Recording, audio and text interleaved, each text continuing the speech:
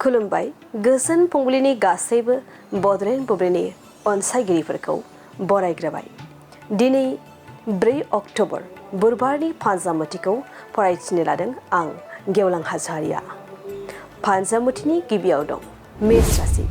नोंथाङा दिनै गुबुनजों गोबां सन्देह खालामजागोन। नोंथाङा गोरोन्थि मावाखैब्लाबो नोंथांखौसो गोरोन्थि मावदों होनना गुबुना सानबाय थानो हागौ। वृष राशि। दिनै नोंथांनाव मोजां खौरां फैनो हागौ। जायखिजाया आनजादफोर होदोंब्ला नोंथांनि आनजादनि फिथाइया मोजां जानो हागौ। मिथुन राशि। नोंथाङा दिनै गुबुनजों रायजानो हागौ। माबाफोर दायगोनां खामानि मावफ्लांनो हागौ। गावखौनो सांग्राङै लाखिनाया मोजां।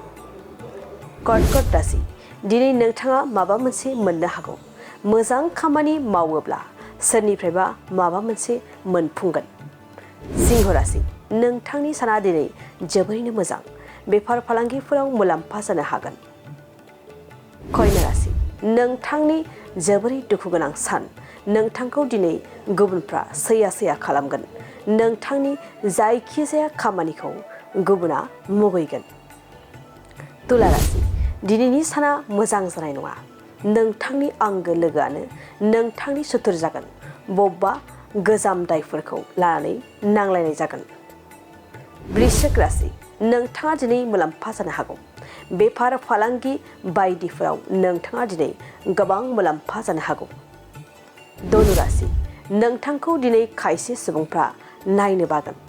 नोंथांनि खामानि मावनायफोरखौ गुबुना हिंसा जानो हागौ। मकर राशि। दिनै नोंथांखौ नोंथांनि आखल आखु जेरावबो आखा फाखा जानायनि थाखाय नोंथाङा सासे गियानि सुबुंनिफ्राय मोजां बोसोन मोननो हागौ। कुम्भ राशि।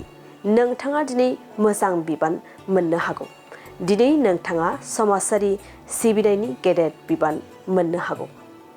मीन राशि। नोंथाङा दिनै बान्था मोननो हागौ। जायखिजाया बादायलायनायाव नोंथाङा देरहासार जानायनि बान्था मोननो हागोन। दिनै सानसेनि राशि फरायथिनायाबो एसेनोसै। आसा खालामो नोंथांनि दिनैनि साना मोजाङै मोजां थांगोन। बेखौ बडलेण्ड बुब्लि नखरनिफ्राय मिजिंथिबाय। गोजोन्थों।